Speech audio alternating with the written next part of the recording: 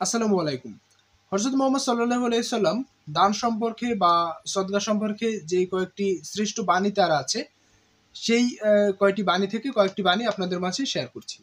শ্রেষ্ঠ দান সম্পর্কে হযরত মুহাম্মদ সাল্লাল্লাহু আলাইহি সাল্লাম বলেছেন, "সেই দানই শ্রেষ্ঠ যা ডান হাতে প্রদান করলে বাম হাতও জানতে পারে না যে কত টাকা দেয়া হয়েছে বা কি দেয়া হয়েছে।"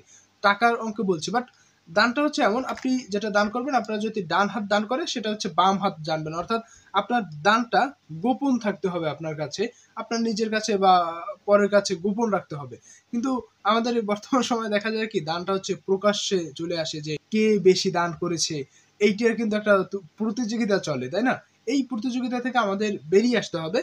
বেরিয়ে এসে দানটা আমাদের গোপন করতে হবে। দানটা আমরা গোপনীয়তার ভাবে দানটা করব, তাহলে ওই দানটাকেই হযরত মুহাম্মদ সাল্লাল্লাহু আলাইহি সাল্লাম বলেছেন শ্রেষ্ঠ দান। সর্বোত্তম দান সম্পর্কে হযরত মুহাম্মদ সাল্লাল্লাহু আলাইহি সাল্লাম অন্য আরেকটি বাণীতে বলেছেন, "সেই ব্যক্তি দানই সর্বোত্তম যে স্বল্পবিত্ত ও নিজের পরিশ্রম করে সম্পদ অর্জন করে এবং তা থেকে সাধ্যমতো দান করে।" অর্থাৎ ওই দানটাকেই তিনি সর্বোত্তম বলেছেন। যেমন ফর এক্সাম্পল, আমি যদি উপার্জন করি, আমি যখন উপার্জন করব, তখন যদি আমার সাধ্যমতো, ফর এক্সাম্পল আমি যদি ৳৫ উপার্জন করি, ওখান থেকে আমার সাধ্য যেটা হবে সেটা ৫০ পয়সা হতে পারে, ৳১ হতে পারে। ওই পরিমাণের যে সাধ্যমতো আমি যদি দেই, ওইটাই হচ্ছে সর্বোত্তম দান বলা হয়েছে। অর্থাৎ ব্যক্তি তার উপার্জন থেকে যখন দান করবে, ওই দানটা হচ্ছে উত্তম দান। দান করা তো অনেক ভালো একটা বিষয়, তাই না? দান করতে বলেছেন হযরত মুহাম্মদ সাল্লাল্লাহু আলাইহি ওয়াসাল্লাম। দেখা যায় সবাই কিন্তু দান করতে পারে না, সবার সামর্থ্য থাকে না। যেমন আমি এখন যদি দান করি, আমার আম্মুর টাকা দান করতে হবে। আর আমার সেক্ষেত্রে আমি দানটা কিভাবে করতে পারি? এটা নিয়েও হযরত মুহাম্মদ সাল্লাল্লাহু আলাইহি ওয়াসাল্লাম বলেছেন, "প্রত্যেক মুসলমানের অবশ্যই কর্তব্য অপরের কল্যাণে দান করা।" সহচরগণ বলেন, "যদি তার দান করার কিছু না থাকে?" হযরত মুহাম্মদ সাল্লাল্লাহু আলাইহি ওয়াসাল্লাম বলেন, "তবে কাজ করে উপার্জন লব্ধ অর্থ দিয়ে নিজে ব্যবহার করবে এবং তার অবশিষ্ট দান করবে।" সাহাবীগণ আবার বলেন, "যদি তার সামর্থ্য না থাকে, অর্থাৎ উপার্জন করার সামর্থ্য যদি না থাকে বা সে যদি উপার্জন না করে, সেক্ষেত্রে কি হবে?" তখন হযরত মুহাম্মদ সাল্লাল্লাহু আলাইহি ওয়াসাল্লাম বলেন, তবে সে অভাবগ্রস্ত ও নিপীড়িতকে সাহায্য করুক। অর্থাৎ দান করার ক্ষমতা নাই থাকতে পারে, উপার্জন যদি না করে। উপার্জন করলে তো তার দান করার ক্ষমতাও থাকে, তাই না? সেক্ষেত্রে তার সাধ্যমতো দান করতে পারে। এখন যদি কোনো ব্যক্তি উপার্জন না করেন, যেমন আমরা স্টুডেন্ট যারা আছি, আমাদের কিন্তু কোনো উপার্জন নেই। অনেকে উপার্জন করেন, আমাদের আবার উপার্জন নেই। সেক্ষেত্রে আমাদের জন্য কি? অভাবগ্রস্ত এবং নিপীড়িত যে সকল ব্যক্তি আছে তাদেরকে সাহায্য করা।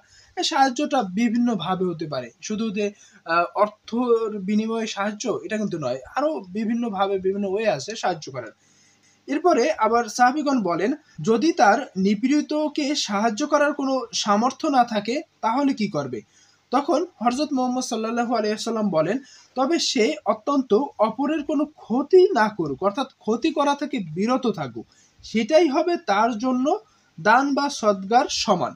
অর্থাৎ এখন কোনো একজন ব্যক্তির অর্থ নেই, উপার্জন করার ক্ষমতা নেই, তিনি যদি দান কিভাবে করবেন? বলেছেন যে তার সাহায্য করে, বিভিন্নভাবে সাহায্য করা যায়। যেমন আপনি যদি কোনো একজন ব্যক্তি রাস্তা পার হচ্ছে, তাকে আপনি রাস্তা পার করতে সাহায্য করছেন, ওটাও কিন্তু একটা সাহায্য। অর্থাৎ অভাবগ্রস্ত ব্যক্তিকে, আপনি যে অভাবগ্রস্ত আছে, তার কি প্রয়োজন, সেই প্রয়োজনটা অন্য মানুষের কাছে বলে সেখান থেকেও কিন্তু সাহায্য আনা যায়, তাই না? বিভিন্ন ওয়ে আছে সাহায্য করার। অর্থাৎ নিপীড়িত ব্যক্তি বা অভাবগ্রস্ত ব্যক্তিকে আপনি বিভিন্নভাবে সাহায্য করতে পারেন। তখন আবার প্রশ্ন আসে যে যদি সাহায্য করার বা নিপীড়িত ব্যক্তিকে বা অভাবগ্রস্ত ব্যক্তিকে কোনোভাবেই সাহায্য করার ক্ষমতা কোনো ব্যক্তির না থাকে, সেক্ষেত্রে কি হবে? তখন হযরত মুহাম্মদ সাল্লাল্লাহু আলাইহি ওয়াসাল্লাম বলেন, তাহলে এটুকু তার করুক, কারো ক্ষতি না করুক। অর্থাৎ কারো ক্ষতি করা থেকে বিরত থাকুক। সেটাই হবে তার জন্য দান বা সদকা করার সমান। হযরত মুহাম্মদ সাল্লাল্লাহু আলাইহি ওয়াসাল্লাম ১ম সদকা, অর্থাৎ কোনো ব্যক্তি যদি সদকা দেয়, তার ১ম সদকার কথাও তিনি বলেছেন, মানুষের ১ম সদকা হওয়া উচিত আপন পরিজনকে, যদি তারা দরিদ্র হয়। অর্থাৎ আপনার আপন আত্মীয়-স্বজনের ভিতরে যদি কেউ দরিদ্র থাকে, সেক্ষেত্রে আপনার ১ম সদকা বা আপনার ১ম দান হওয়া উচিত তাদের জন্য। সেক্ষেত্রে তাদের উপকারে আসবে, এটাই কিন্তু হয়। আবার আরেকটা উক্তিতে আমরা কি দেখতে পাই সেটা একটু পড়ি। ২ টি পুরস্কারের কথা রাসূল সাল্লাল্লাহু আলাইহি ওয়াসাল্লাম বলেছেন। যেমন, দারিদ্রকে দান করার জন্য রয়েছে দুইটি পুরস্কার। একটি হচ্ছে দানের, অন্যটি হচ্ছে আত্মীয়কে সাহায্য করার। অর্থাৎ আপনি যদি আপনার আত্মীয়কে সাহায্য করেন, যে দারিদ্র সীমার নিচে বসবাস করছে বা তার প্রয়োজন আছে সাহায্য পাওয়ার, সেক্ষেত্রে দুইটি পুরস্কার, একটি হচ্ছে দানের পুরস্কার পাচ্ছেন, আরেকটি হচ্ছে আপনার আত্মীয়কে সাহায্য করছে এই পুরস্কারটা পাচ্ছেন। অর্থাৎ কোনো ব্যক্তি যদি তার অভাবগ্রস্ত বা প্রয়োজন যার আছে ওই আত্মীয়কে দান করে, সেক্ষেত্রে কিন্তু দুইটা পুরস্কার তার জন্য। একটা তো দানের পুরস্কার আছে, দানের সওয়াব, পুরস্কার বলতে তো এখানে সওয়াবই আলটিমেটলি বোঝাচ্ছে, তাই না? আপনার দানের সওয়াব আছে এবং আপনার আত্মীয় স্বজনকে আপনি সাহায্য করছেন, সহযোগিতা করছেন, এটারও কিন্তু একটা সওয়াব কিন্তু আপনার আমলনামায় যুক্ত হচ্ছে।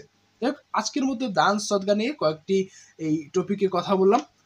অন্য কোনো দিন অন্য কোনো ভিডিওতে কথা বলবো।